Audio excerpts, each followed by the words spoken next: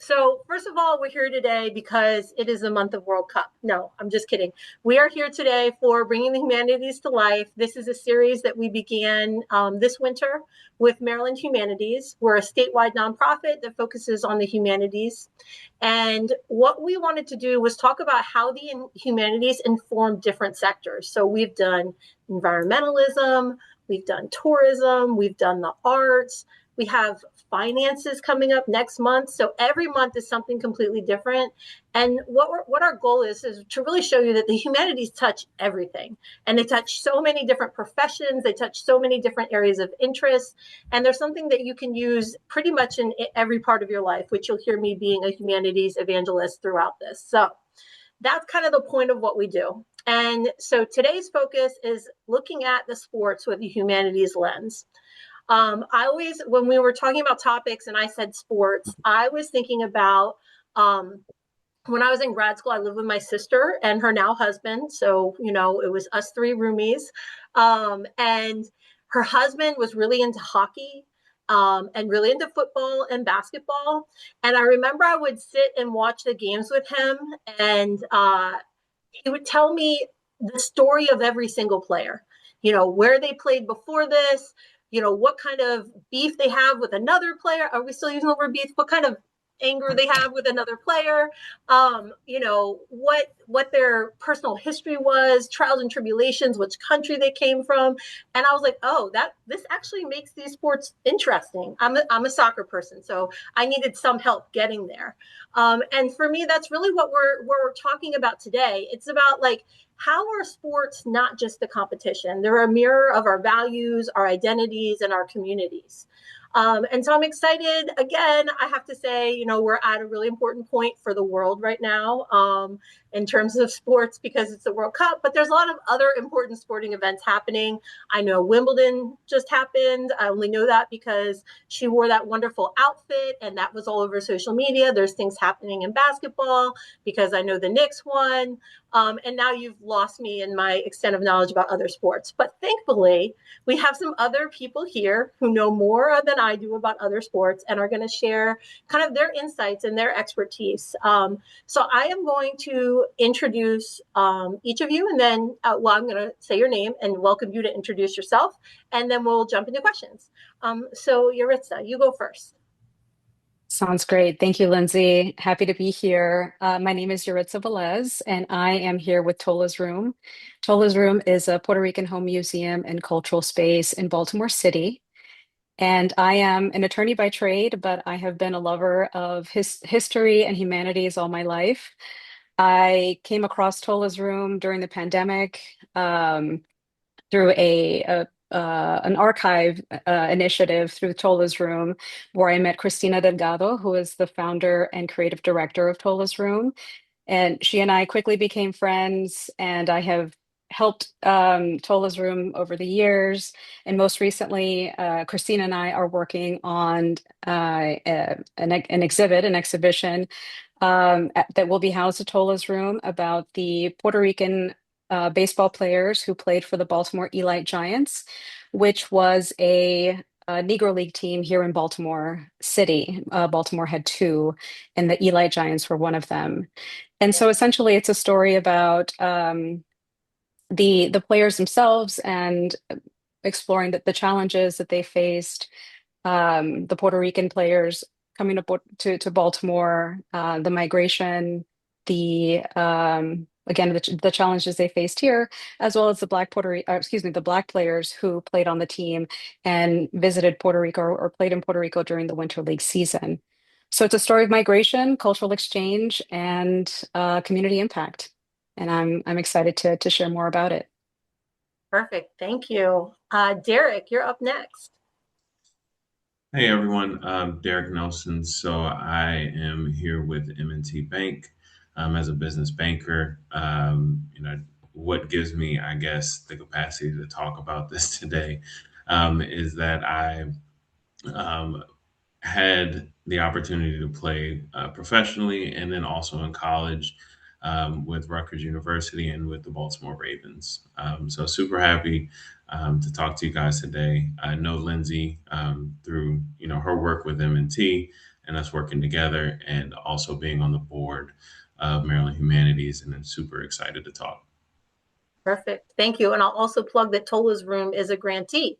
So we have a couple different connections. Thank you. And Neil is actually who I've known the longest. I'll let you introduce yourself.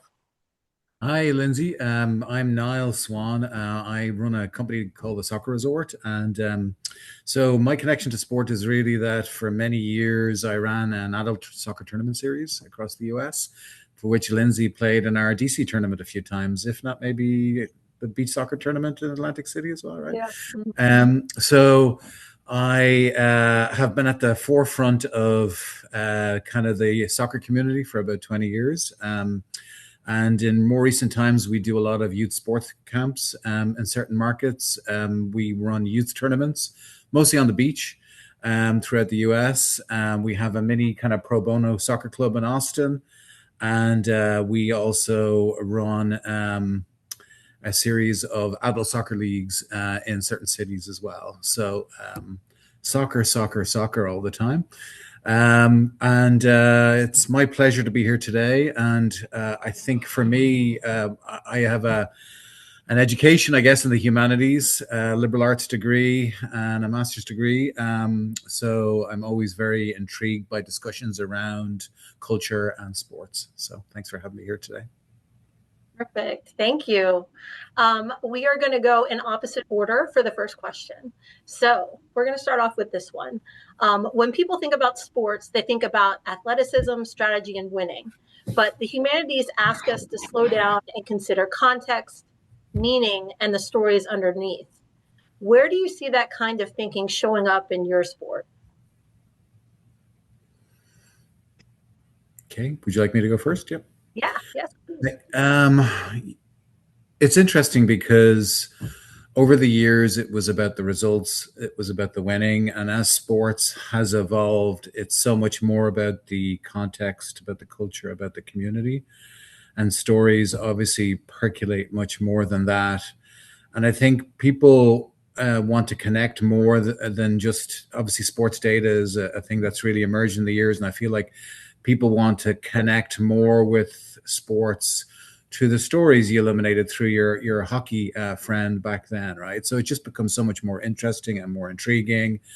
And I think with the arrival of the internet in the past 20, 30 years, it's allowed that hobby to become much more of a lifestyle. So I would see definitely stories emerging much more in the world of soccer. I think stateside, we've always had a lot of great stories around sports. The US is a fantastic platform for communicating historically through different media, but I didn't feel like this really happened through soccer until soccer became much more commercialized in recent years.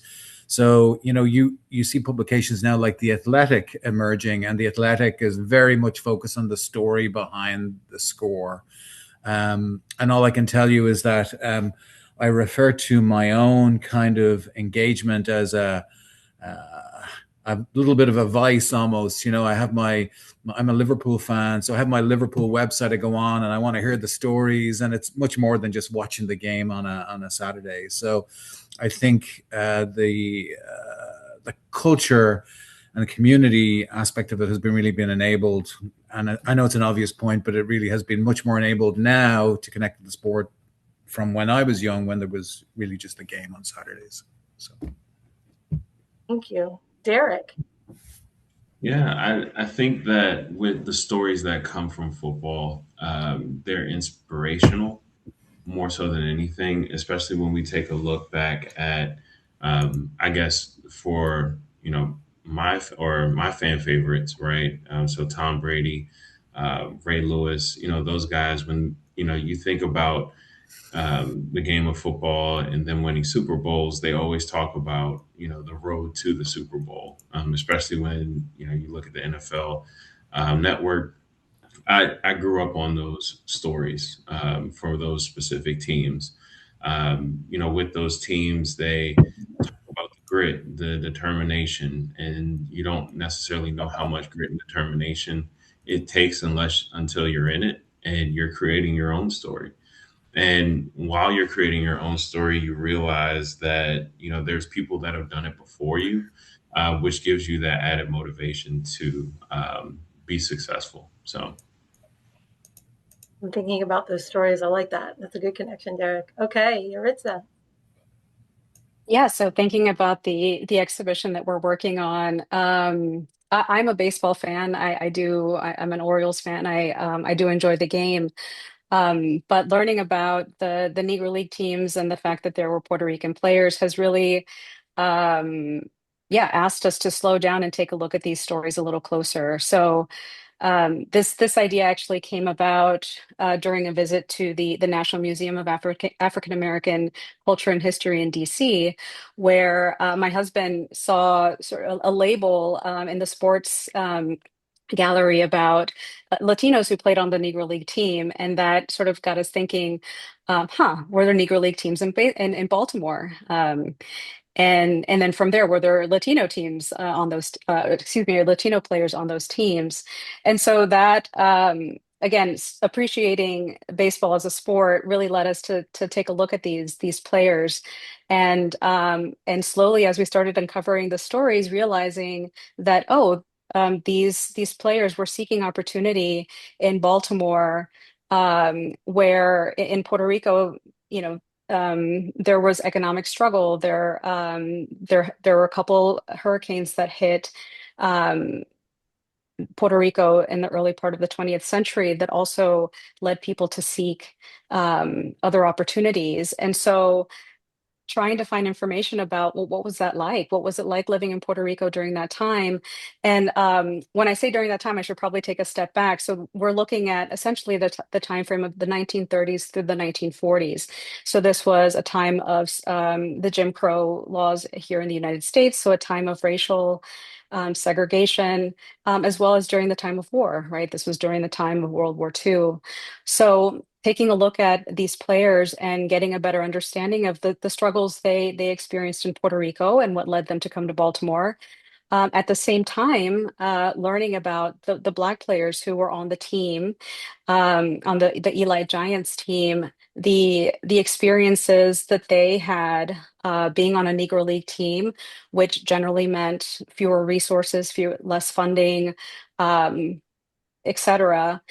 So understanding what the Black players were also experiencing on the teams during the time of segregation and the opportunities they had to play in Puerto Rico during the Winter League season, where they experienced greater freedoms because in Puerto Rico there weren't the same systemic racial segregation that there was here in mainland US. So it's really been interesting drilling down on needing to drill down on those stories to get a better understanding and a fuller picture of what these players experienced during that time. Okay, now I really need to see the exhibit. Okay, Derek, we're going to start with you for the second question. Every sport carries its own history and culture. How does that history shape the way players, fans, and communities experience the game?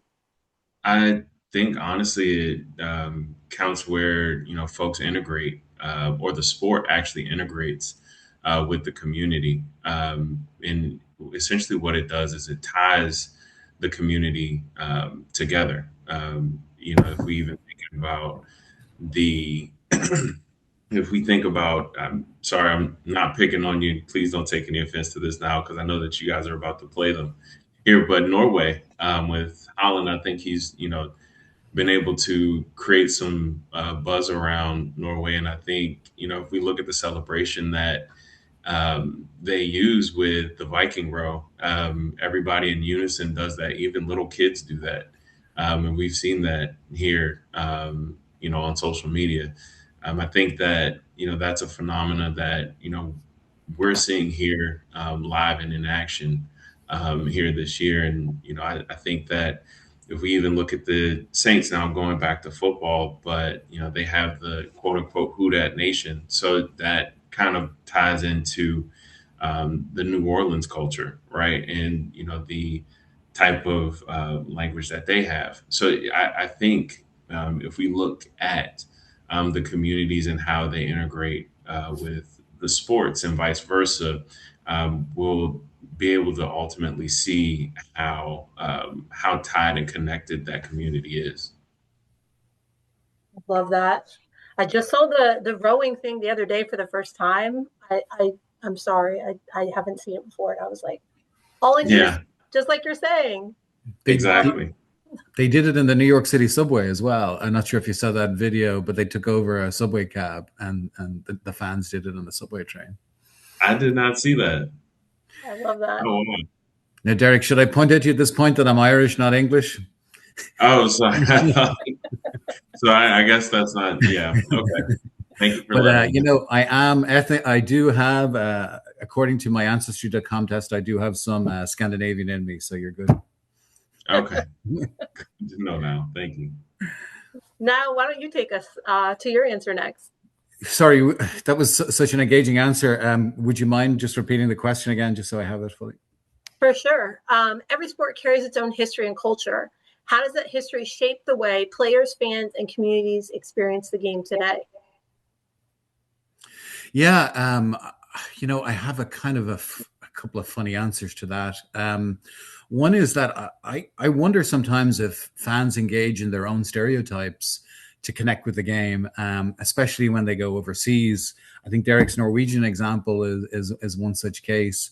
But I feel like even the tactics and the style of the play is defined sometimes by the national identity, right? So the Irish and the Scots would be quite like that, right? When we go to tournaments, it's all about fun. It's about getting one win. It's not about winning the whole tournament. It's about uh, portraying the brand, right?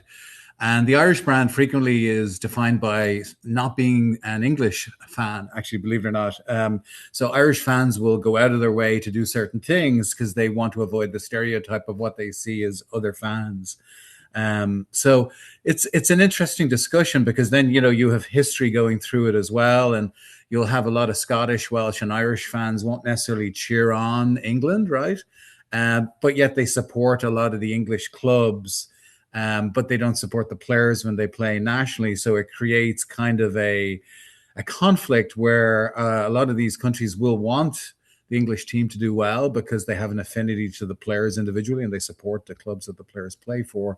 But at the same time, there's an internal no that you can't support this team. So I think history is very much prevalent through people's support of different teams. And I know if an Irish fan came out and said he was supporting England, for example, tomorrow, I could guarantee you on social media there would be a lot of pushback. So yeah, it's interesting. Well, that's interesting. And maybe that's one story I saw was that I believe it was an Irish pub or an Irish business. They flipped the flag so that they could support. I'm forgetting what country it is that the Ivory flag is. Coast, Ivory Cote Coast. d'Ivoire. Yeah, Yeah. which is a good choice. Well, I have another one for you if you want to hear it. So there's a player playing for Cabo Verde, and he's Irish. His dad is from Cape Verde, and his mum is Irish, and he grew up in Dublin. So all of Ireland was supporting Cape Verde in this tournament. Oh, I Yeah, didn't know that. That's a good yeah, one. yeah. Yeah. I love that. Yuritsa, why don't you jump in? Sure. Yeah, well, sports is a unifier, and there is a deep baseball history in looking at this through the lens of the exhibition. There's a deep history of baseball in both Puerto Rico and in Baltimore. And so what we're hoping that this exhibition will do is to deepen those connection, deepen that pride that people have in the sport and in their teams, and through learning about the players and the players' history and the history of the sport and the context in which they existed. Again, thinking about the exhibition, maybe furthering that connection between the fans, the community, and the sport. Even people who don't watch baseball typically or aren't really that interested in baseball. I think learning about the players, the challenges that they face, the experiences that they've had, the way that the fans look to the players as heroes, and especially after learning the struggles that they had to go through to be where they were or to play where they were.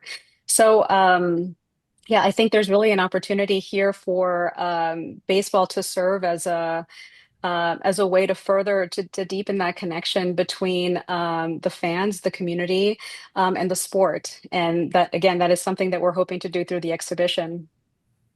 Can I ask you a follow-up, Yuritsa? Sure, yeah. It's off book. I'm curious when I don't know if it was called Major League Baseball at the time, but when the predominantly white league and the Negro League started to integrate, was there any issues in Puerto Rican players being allowed to play in that league? In the Major League Baseball, Yeah, the yeah. Once integration was like starting. I think there were certainly a fewer barriers. I hesitate saying none, but there were fewer barriers than when the leagues were were segregated. And I can talk about this more later. The racial implications of that existed on the leagues. But I think one interesting thing about the major league when it integrated, which generally speaking, a lot of people will say was a positive thing, right? The result of that was that the Negro League teams then suffered, right? People went to fewer games, players were taken from the teams to then play for Major League Baseball or organized baseball. So there are there's certainly a different side to that story as well. But I think in general, Black players, players of color, it was certainly easier to, well, I shouldn't say easy because none of this is easy, but in terms of there were more opportunities to play in the MLB than when the leagues were segregated. Yeah. Thank you. And we're going to start with you on the next one. Sure. Sports have always been a site. Look, this is perfectly what we were talking about. Have always been a site where questions of race, gender, and identity play out in public. How well the next part of the question is about you as a player, coach, or organizer. But where do you see that in the exhibit? Yeah, so this is actually a really key aspect of the story, the narrative that we are telling through this exhibition. Again, this was during the Puerto Rican players and the Negro League teams. This was during a time of segregation, so specifically for us during the 1930s and 40s. Um, and so race was certainly a big factor in who played on what teams and in what leagues. One thing that, so taking a step back, um, and I should also have started by saying that I'm not a baseball historian. A lot of the learning that I have done has been through this exhibition, so just wanted to say that. But something that we have learned is that on the teams that were part of the Negro League, as I mentioned before, were not as well funded, did not have the staffing that the organized baseball or the predominantly white major league team did. Players often had to um, play multiple positions. Um, transportation and housing were also negatively impacted. So rather than being able to take a train or transportation that was more comfortable, the Negro League teams often had to use buses, like cramped buses that, probably didn't have air conditioning or things, comforts that we're used to. The ballparks themselves often weren't owned by the teams; they were leased, and so that also brought about other uh, just negative impacts about being charged more or additional fees, things of that nature. So just in general, race playing a part with the segregation of the leagues um, in that way. Uh, the other thing that we've also come across and learned is the sort of manipulation of race among the teams and the baseball officials. So, baseball officials recognizing that, hey, there's a lot of really great talent among the Black and brown. Or non-white, I should say, non-white players. How do we get them to play on our team? And so, depending on the color of their skin and how dark or light they were, then they could, manipulate the policies around like whether or not they can play in the MLB or whether they had to play on the Negro League team. One story that we came across that was really interesting, and perhaps this happened more than once, but of a coach who had a black player. And I think this was during the time when Latino players were more welcomed, even before integration. Not welcomed, that's also too strong of a word, but they were able to play on the MLB. Um, this was during that time where they were allowing more Latino players on the team or on the league. One of the coaches sent his black player to live in Latin America or to play baseball in a Spanish speaking country where they played baseball so that he could learn Spanish. So he was there for a year and basically come back and say that he was Latino, and so to increase his chances of playing Wow. on the major league team. So we've been coming across stories like that about like race and again the implications of race and how certainly how the players how that impacted the players' experiences, but the manipulation, right, of the racial policies within the leagues. Ooh, that's an interesting example. Thank you for sharing that. Yeah. Niall, we're going to go to you next. Okay, sounds good. Would you mind just repeating the question again? Because the last Sure. answer was so good. I was very focused on that. My apologies. Sure. Sports have always been a site where questions of race, gender, and identity play out in public. How has that shaped your experience as a player, coach, organizer, or a fan? Yes.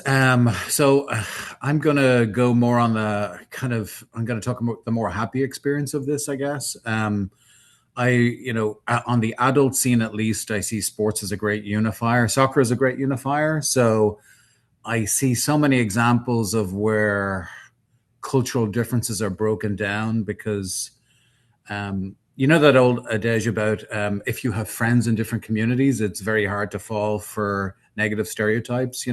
It's a similar thing where through soccer, everybody knows someone from a different country. And I feel like that really fuels a greater understanding of the world and an ability to defeat stereotypes and negative commentary when they're presented to you. So I will see that on a regular basis. We're in Austin, and a lot of our teams will be international. And we would have a lot of teams, you would see them taking pride in having different nationalities on their team and stuff, especially if a team is dominated by one culture. They're very proud of that one guy from that other culture that isn't part of their team. So in terms of, international identity, I guess at least I see it as a very positive thing. Soccer in Texas is a very, I guess you would really see a predominance of Caucasian folks, and also you would see a predominance of Latino folks. So I think it's one of the rare places, especially as schools become a little more privatized. It's one of the few places where you'll see cultures kind of coming together on the field. And in that incidence in youth sport, I do see a little bit of clashes, and you will see complaints coming to you, and you do have to ask, okay, what is this complaint about? What's going on here? So you have to unpack things a little. So I guess that would be kind of a little bit of a difference from what I started out saying. So from my experience, you do generally have to have a little bit of when you're litigating incidents and stuff, you do have to have a little bit of a prism as to, what might be going on in the background here as well. So I hope that answers your question. No, it does. And I'm thinking about all the teams that I've played on where it's, a team of Trinis, a team of Salvadorians, of Mexicans, of Filipinos, and I've played with all of them. But then to your point at the end is reffing. I used to ref a moms league. And when there was a team of Latina moms versus a team of predominantly white moms, all of a sudden there's just all kinds of problems because the style of play is so different. And the way they approach the game from both sides is so different. And so then it becomes, they fouled me, they did this. And they're like, well, that's soccer. It's just played Yeah. a different way. So I'm only imagining what your evening emails are like after those types of leagues. I think there's a lot of passion involved in it, and you have to just let the passion subside a little. I think when you're, in dealing with these situations, and it's such a melting pot. I will tell you about a story of I remember at a tournament I think you may have been at, or a tournament that you played in. We had a team come to us, and they said they felt that they were being discriminated against. So we watched the games over time, and we noticed that they were not being discriminated against, to our view, because their style of play was just much stronger, and they came from a country that was more aggressive on the field, and I will tell you, it was an Irish team, so they felt like they were being punished, and we were like, no, your style is just too much for this style of refereeing, if you like. So Yeah, it's interesting. yeah. We could talk about this all day, I'm sure. I'm gonna go to Derek because I think we could. Honestly, I've just been vexed listening to you guys, Lindsay, Niall, Yuritsa. I personally feel like Niall is right. I think that soccer is definitely a unifying sport, as it is the largest sport here in the world. However, I do think football is in more so of its infancy stages compared to where soccer is and how established it is around the world. But as it comes to race, gender, identity, and how it plays out, specifically from my lens, I feel like what it's taught me is I need to know who I am and where I am. I think that there is a platform that I do have, but I also need to understand the brand that I do have and the brand that I carry, because I can't just say Derek Nelson, professional football player. I have to say Derek Nelson, professional football player with the Baltimore Ravens, and then also played in college at Rutgers University. So there's names attached to who I am. So having that platform does give me the chance to speak. But with that, I have to make sure that I understand the platform. Considering there's examples like Colin Kaepernick, right? Where he was able to utilize his platform, but it essentially resulted in a polarizing, I guess, an end to his career. So there are certain things that you have to utilize your platform and understand who you are as a person, but also understand where you are. Derek, can I ask you a follow-up? Yeah, please. Am I understanding that you're saying that you're received differently, and there's a different kind of positionality to saying you played in the NFL versus saying you played in the NFL and at Rutgers University? Like, are you Correct. received differently saying those two things? No, I'm more so saying that when you do say you play professionally, it's due diligence that needs to be done as to, okay, where did he play? Who did he play with? Because they're going to look at that, and if something does happen, where I end up in the media, that's the next thing that's going to, Rutgers star football player or Baltimore Ravens ex football player Derek Nelson did this. So again, it kind of leads to that identity aspect of knowing who you are, but where you are is of the utmost importance. Yeah, thank you. Now we're going to start with you first. Yeah. Can you share a moment where a story about an athlete, a team, or a community changed the way you understood what sports are really about? I'm sorry, Lindsay, did you say me or? No, Niall. Thank you. Okay. Mhm. Could you give me a moment on that and come back to me if that was okay? I just want to ponder that one a little further. The one that I'd mentioned already. So I just want to think if there's another example, if that's okay. Okay, for sure. Yeah. And it's in the chat if you need a reminder. Okay. Yuritsa, do you have one? Sure. Well, I think the exhibition and learning about the Baltimore Eli Giants, the team itself, has certainly changed the way I view sports. Um, I think especially as it relates to the players that we're highlighting in the exhibition, both the Puerto Rican players and the Black players.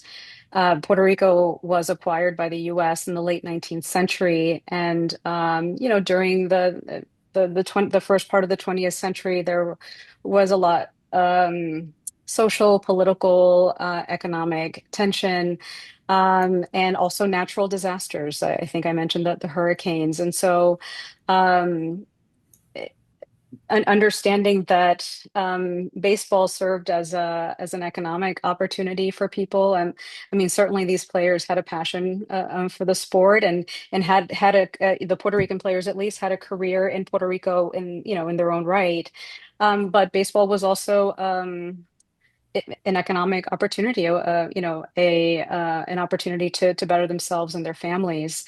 And so appreciating that story of migration, and understanding better the struggles that the players had to face, looking at the Puerto Rican players coming to Baltimore. um, there were language barriers, there were cultural barriers, there was a lot about the mainland US they just didn't know.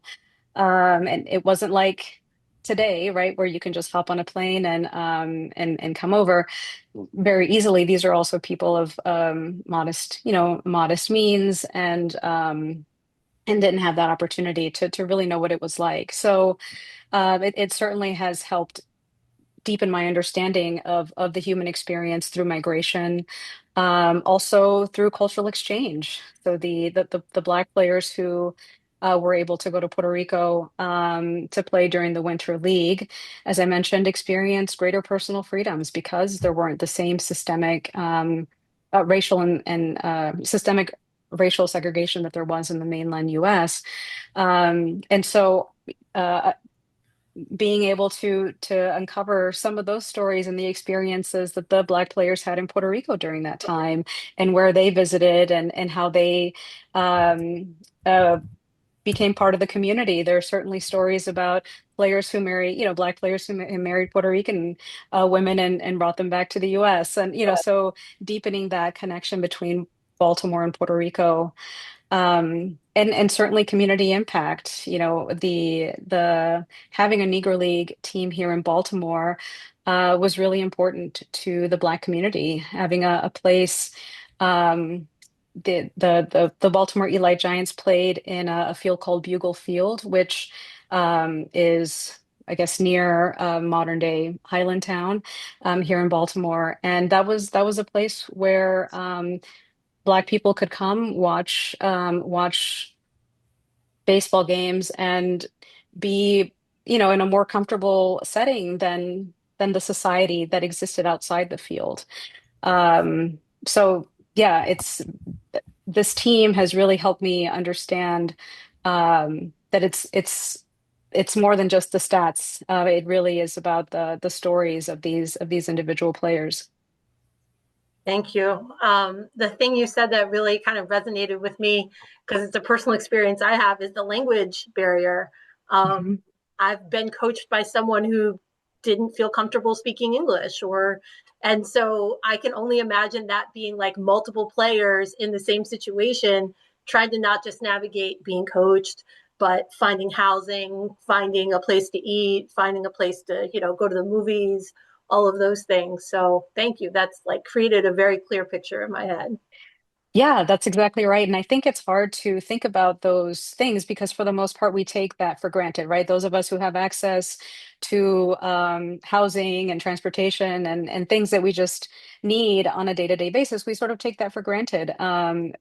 And yeah, so to think about it, through the lens of like somebody who doesn't speak the language, who's not from here, um, it really does, again, help you understand that, oh, well, that was a really difficult time for these people, and it's something that we should think about. Thank you. Derek, can we hear Yeah, from you? I do. And, it's very interesting. this happened more so at the end of my career as opposed to the beginning. So when I was in college, I was awarded the Paul Robeson Award, which is essentially given to the all around best person on the team. I thought that was very interesting, but I didn't understand the context really until I did more research after the award and realized who Paul Robeson was. I kind of had an understanding back in elementary school when we went, during Black History Month, we always talked about, a person a day, and Paul Robeson popped up. But considering the context as to, what he's done at Rutgers University, and what he's done beyond Rutgers University. Him being a valedictorian, being a star athlete, All American. It actually spoke highly of me to my coaches and who they thought I was as a person. I, I'm very happy now, considering that I've done the research. I hold that award in high regard, considering that. So that's the question, or that's the answer to my question. So I just wanted to make sure I touched on that. I have absolutely not 1 ounce of surprise that you won an award like that, Derek. So congratulations. Thanks. Niall, did you think of something else? I do. I have two examples I'd like to use, if that's okay. One is on the personal side and one is on the professional. I think, sometimes it's hard to buy into someone being really authentic on the public stage because sometimes you fear it's being overpackaged, and it's not really that authentic. But I found Jurgen Klopp to be very authentic and very interesting over the years. And I felt like watching his management of people and how he inspired and how he engaged the whole human, especially as a man, engaging someone on the basis of emotional intelligence. And it was something I'd never seen before. And it changed my view of sport to a degree. It also changed my view of management to a degree as well, and how I interact with athletes and folks in the sports community. So I found him to be very, very interesting for me. It really changed my perspective on things, just the way he handled things. I can go into a greater detail how he managed people, but I think that was something for me. On a personal level, it's more of a story. When I was a teenager, I played for a soccer club in Dublin, Ireland, called Home Farm. And I don't know if you think back to when you played sports, but I played with these kids like every Saturday, every Tuesday and Thursday we'd practice. And it was interesting. They weren't really necessarily friends that you'd hang out with a lot, but they were people you would play with every day. So went off to college, then I moved to the States. And about 2 years ago, I got a team photo sent to me from like 1984 or something, and it's our team playing. And the next thing I was added to a WhatsApp group. And the next thing I'm talking to these guys I haven't seen or talked to since I was 16 or 17. And the next thing, a month or two goes by and I'm at a reunion in Dublin with these guys I haven't seen since I was a kid. And that really changed my perspective on youth sports, just seeing kind of, what it meant to me at that time and what it means to me now, and connecting with them again and we remain in contact on a different basis as fathers, as older men, some of them as grandfathers, kind of thing. So yeah, those would be two kind of moments that made me feel a little more differently and probably a little more emotional about the sport that I've played all my life. So I'm feeling that right now during the World Cup, because what ends up happening, I think not every 4 years, because it also happens with the Women's World Cup for me, is just an influx of texts from people from, growing up playing with them, playing that with them in college, playing with them in adult leagues. So I'm on like 4 different group texts watching the same game. And I'm always just amazed that it still connects us. And, meanwhile, oh, by the way, how many kids do you have now? How old are they? But we played together in an adult league 10 years ago. And so we're still talking. So right. I love that example. I'm not sure who I'm supposed to start with first this time. I lost track. So Derek, we're going to go with you. The next question is, sports create powerful rituals and a deep sense of belonging. What does the humanities lens help us understand about why that matters, especially for communities that have been marginalized or left out? And it's a long one. It's in the chat. Oh, you're on mute, Derek, but I'm sure whatever you're saying is great. Yeah, no, I was saying it's a good question. And I wanted to piggyback off what Mal was kind of saying in regards to, or what you were saying in regards to the World Cup. I'm just, I love the fact that it was here in America, just because I feel like it kind of gives us as Americans that especially me, I haven't necessarily been quote unquote across the pond, over in Europe or over to, let's say Japan or Asia. So, for me, it kind of gives me a sense of understanding when I see folks and, they're telling me about, some of the things that are happening in their country.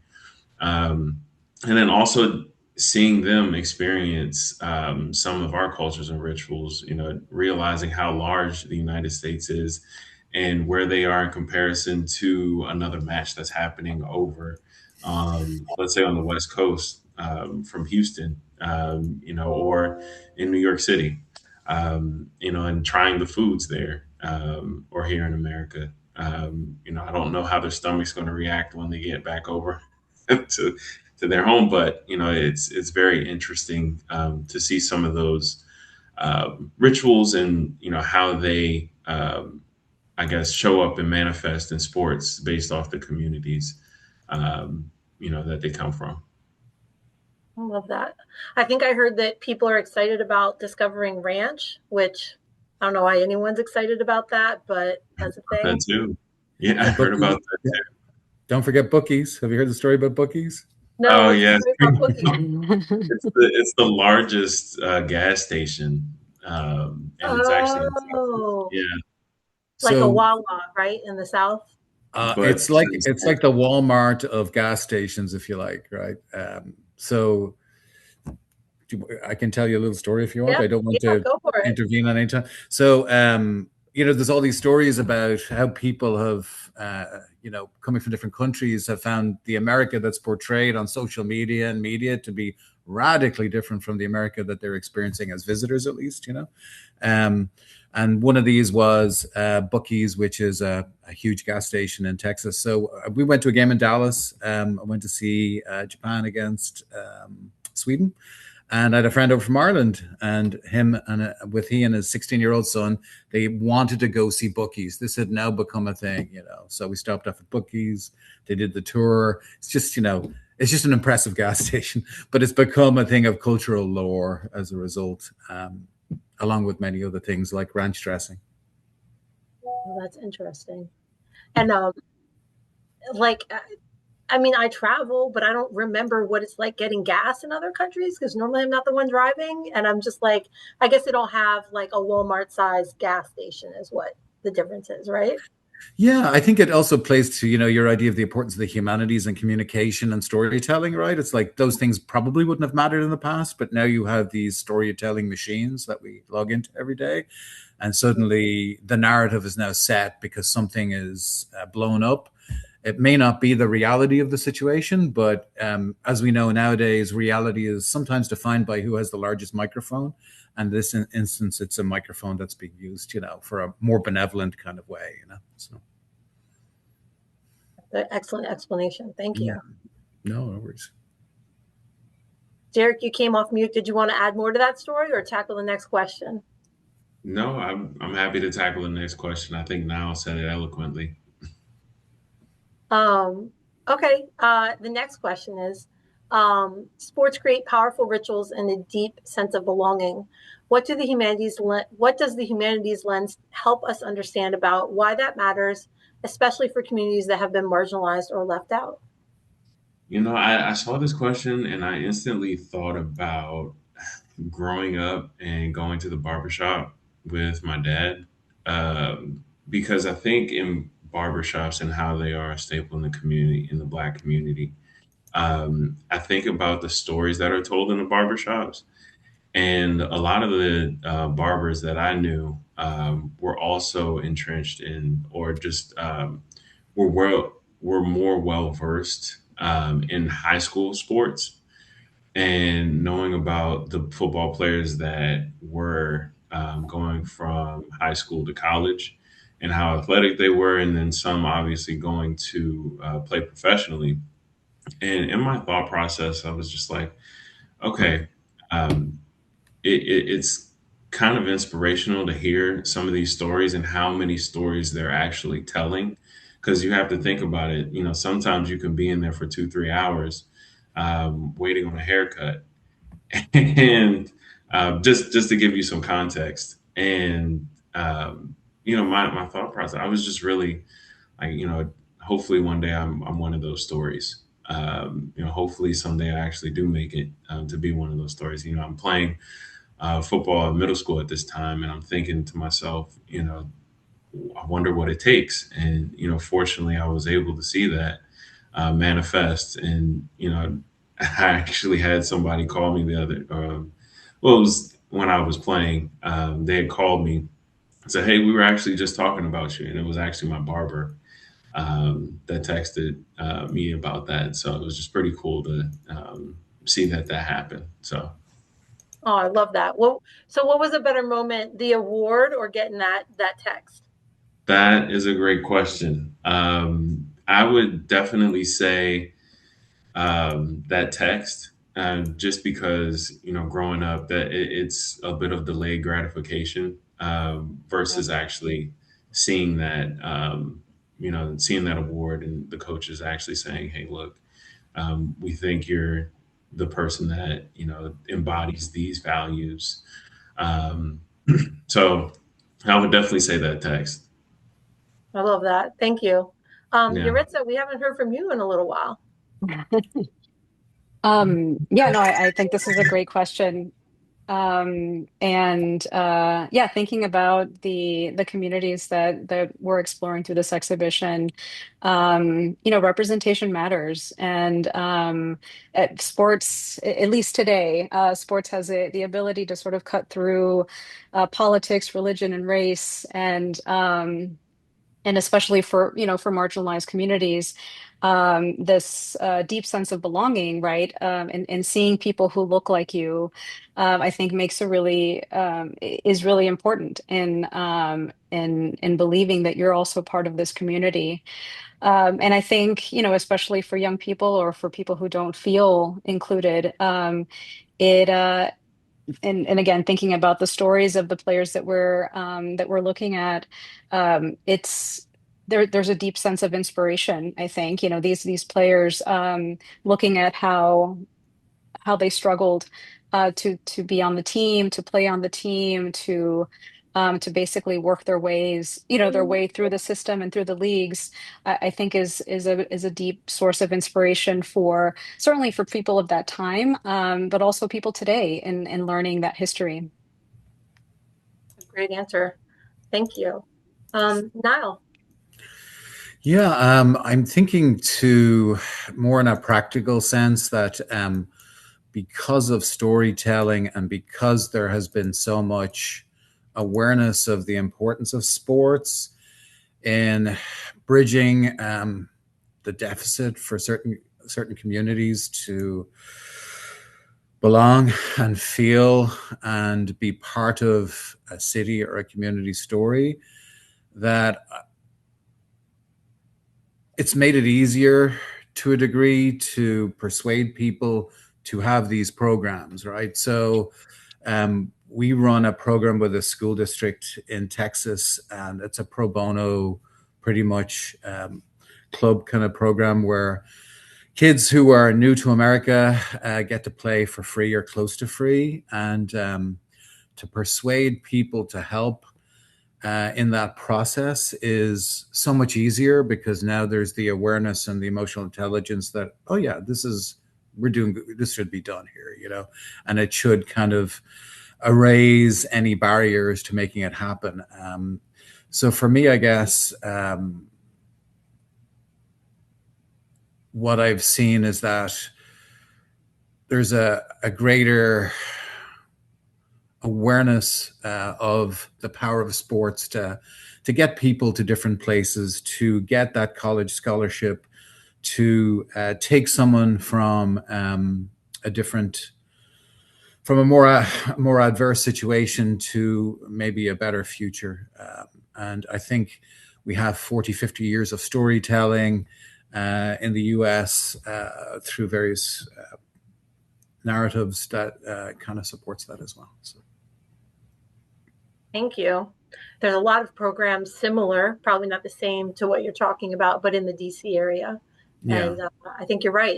It's becoming easier and easier to get people to understand why they're important.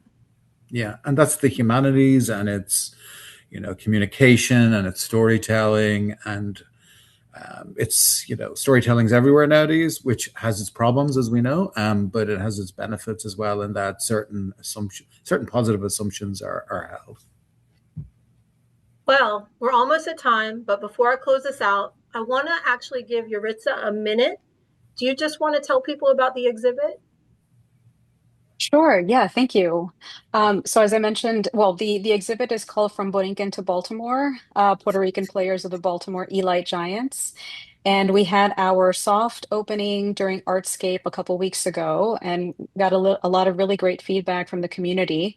The next event will take place at the end of August. It's a community day where we will essentially gather stories from the community, stories, objects, um, what have you, from the community about the Eli Giants, their experience with baseball, people they might know who have a deeper connection with the Negro League teams or the Baltimore Eli Giants themselves.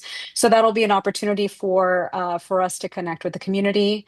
That'll happen at the end of August. For more information, I would say to please visit Tola's Room, tolasroom.com, and information is also on the socials.